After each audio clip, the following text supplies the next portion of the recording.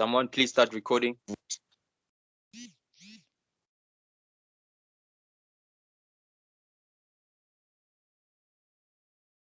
This is the presentation of Task C for Team 13, Technologists.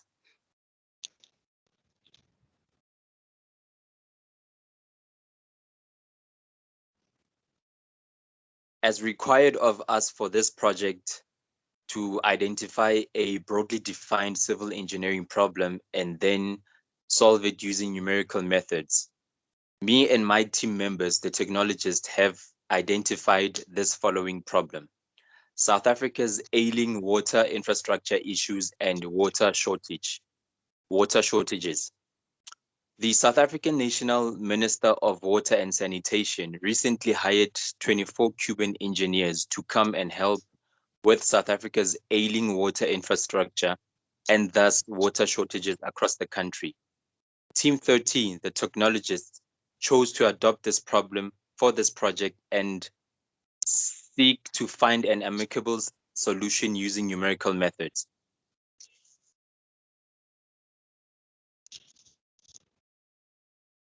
South Africa has serious water-related problems that prevent people from accessing clean and drinkable water.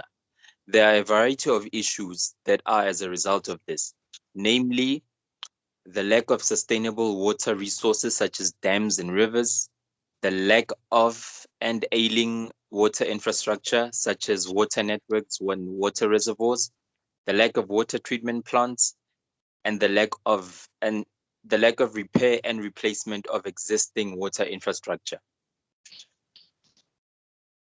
There are various parts in South Africa that have been struck with crippling droughts, and as a result of this problem, for some it has been years.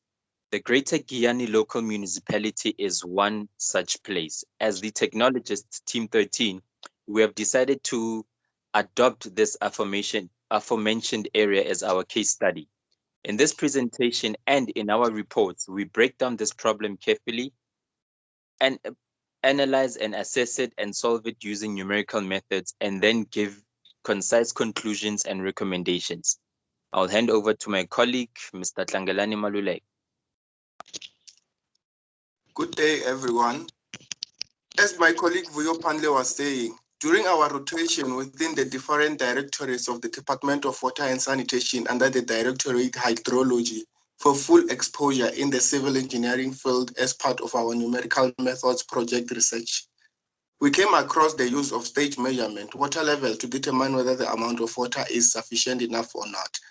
Therefore, our problem statement with regard to the Greater Giyani is to determine whether the amount of water that is currently supplied is sufficient to supply the whole Greater Giyani municipality, and to verify if the water that is supplied now will be sufficient also in the future, of which is from now up until 2030. I will hand over to Christine to elaborate more in terms of data collection.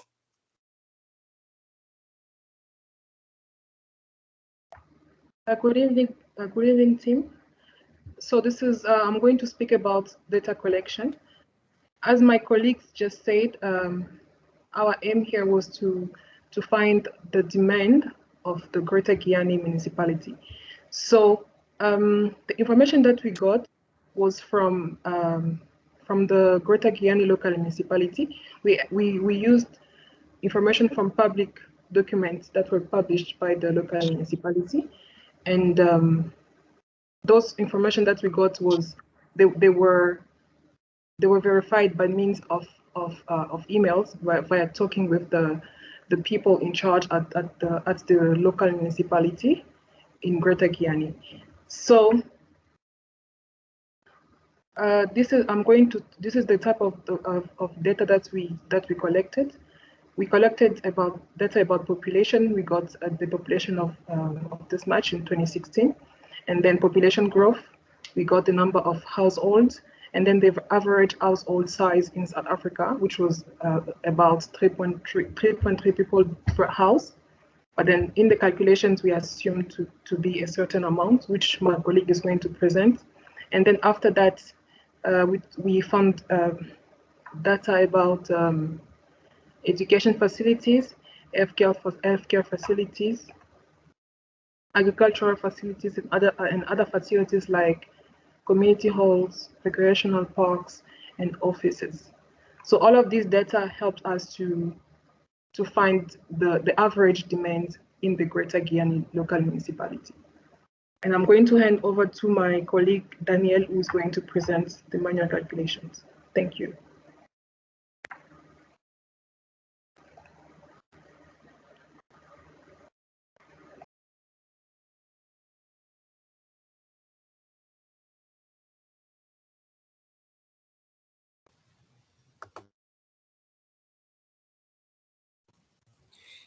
Yeah, good day.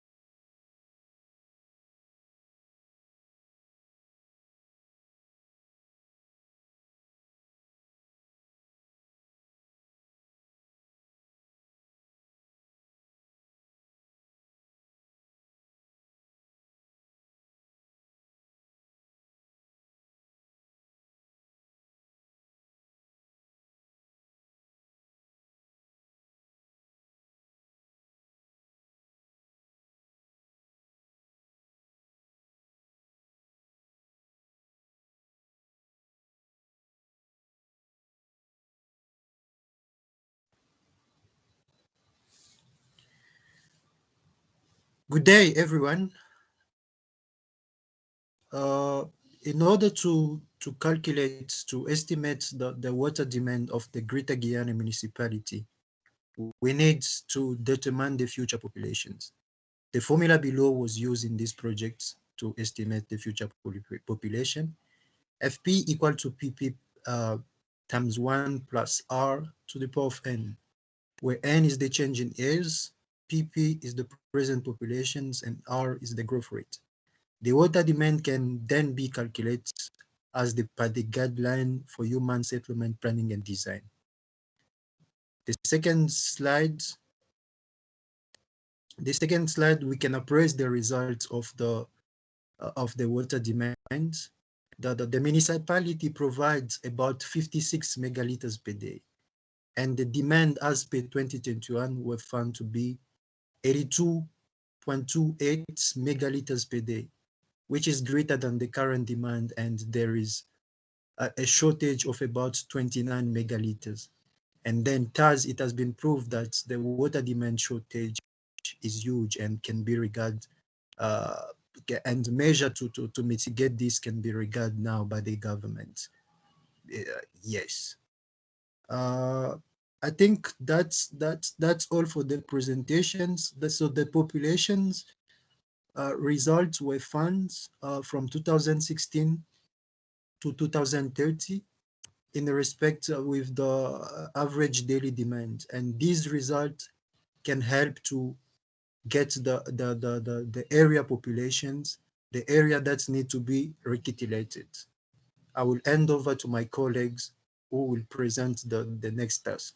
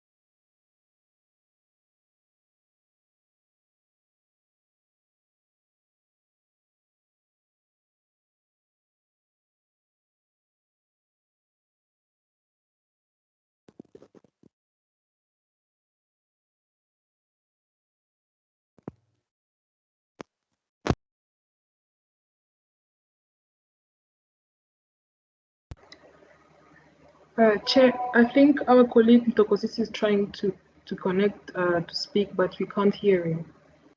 I don't know, what should we do? Should we maybe try another person, and then when he's fixed his audio problem, then we can come back?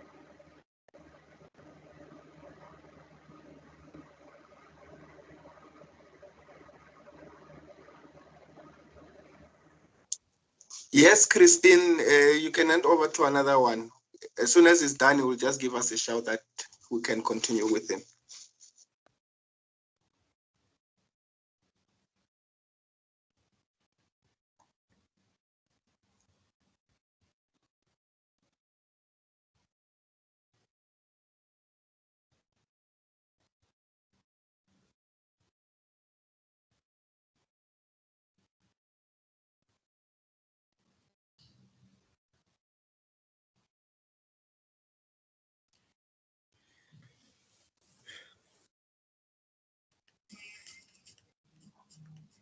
I'm going to hand over to Sifiso so that he can present his part.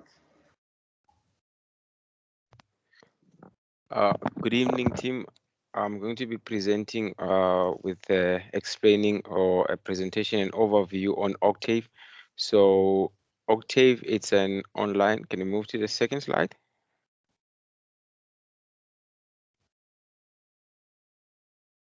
So Octave is a software featuring of a high level programming language like Java, C++, CH, Ruby, Python, primarily intended for numerical method computations. So Octave is used in solving linear and nonlinear numerical problems. So Octave is compatible with MATLAB, which means that you can run a code on Octave, and also you can run the very same code on MATLAB without changing the code. So Octave comes in, if you install it on your desktop, you'll get two icons. So the first one is it's a G UI, which is graphic user interface. In your graphic user interface, codes can be coded in the editor. Then you run, the output is shown on the command tab. So it means when you run your code on your GUI, you can edit the code on the editor and then run it on your command. But now with the CLI command line interface, the code is not stored, so you're running the code directly.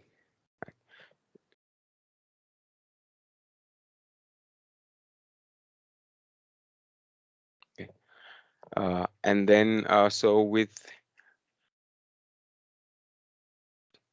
so we, as team, as task C, team 13, so we did a drawing. So we did a graphical representation of the population design flow, of which you have your data input where it's F,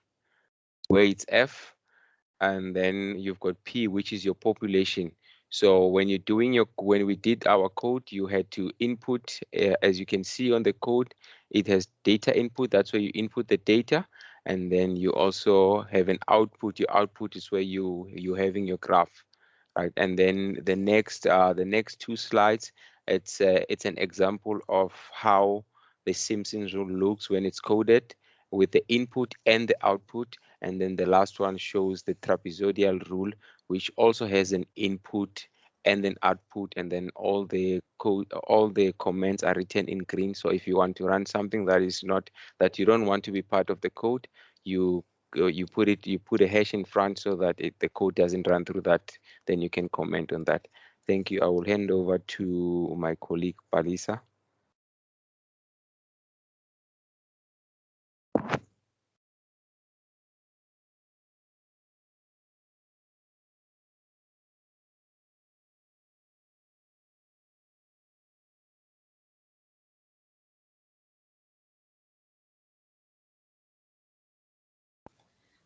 Good evening, everyone. I'm presenting on Simpson's rule. For this project, we have used this rule to calculate the area that needs to be reticulated in the proposed study. And based on our calculations, we have found that about 10,000 hectares of land needs water supply. I'm gonna hand over to to Mthokozisi to share with us about trapezoidal rule. Good evening, Group 13. Here I will talk about a trapezoidal rule. A trapezoidal rule approximates area under the curve. What we do, we go and collect data from rivers, and then we draw graphs. After drawing those graphs, and then we then estimate and then approximate area. So that will help us understand the discharge or the volume of water that we can get on the certain river. So how does the trapezoidal rule work? It's just area is just calculating area, just the width divided by 2, and then the simple formula. So advantage about the trapezoid is just a simple formula, and then disadvantage about it is not accurate. I will then hand over to the next caller.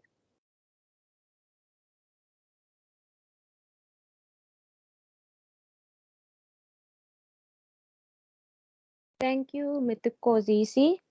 I will be talking about the results obtained and the analysis of previous mentioned topics for the Greater Guyana municipality. In 14 years from today, in 2030, with the current infrastructures, Greater Guyana receives about 56 megaliters a day of water, while they need 74.43 megaliters of water per day. That equals a deficit of 22 megaliters per day. This shows that the Greater Guyana municipality is not supplying enough water to its people because the demand is much higher than the supply. From the relationship graph between daily design flow and population, it can be seen that as the years go by, the demand increases and with an increase in the population. The value of the area under the curve obtained during the trapezoidal and Simpson's rule indicates the amount of water consumed over 14 years, ranging from the period 2016 till 2030, and is a value that future water engineers must look at when designing the water infrastructure for the future in the Greater Guyana municipality. The time series of stream flow and drought threshold levels from the figure on my left lower corner clearly shows that the period between 2016 to 21, the water received was above 70 to 90% of median flow in the Greater Guyana municipality. But there is still a major shortage of water because the area receives too little rainfall. The flow duration curve clearly shows the reliability of the flows is very low, and a drought or droughts in the future is very much possible for the Greater Guyana municipality. Thank you. I now hand over to my colleague Ernest.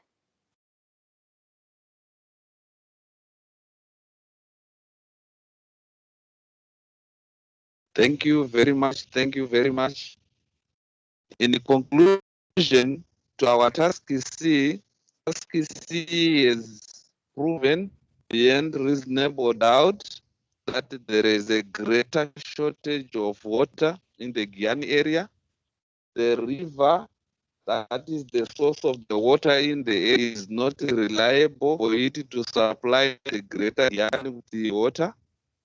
It has also proven that as we continue to increase, as the population continues to increase, the shortage of water continues to increase at the same time. How do we address a problem? How will the government address this problem? How will the society address this problem?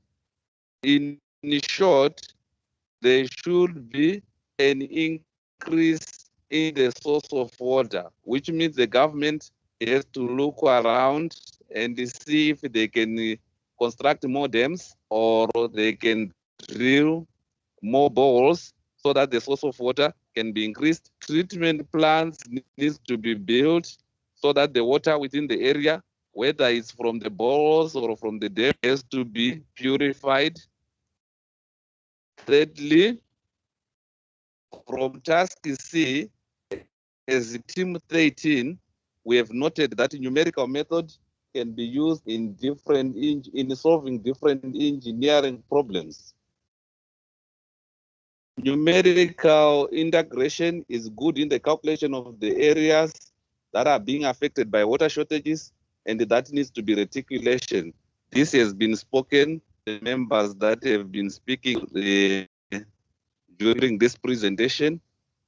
The area that needs to be covered in the greater Guyana area, that needs reticulation, right? And therefore, we recommend that we continue to use the numerical method systems to the complex engineering problem. We thank you for participating in this presentation. Thank you all. Thank you, Chair.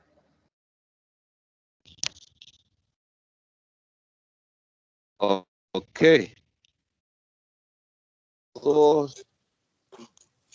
I hope our recording will end here so that it does not become too big for uploading. Thank you, sir. Okay.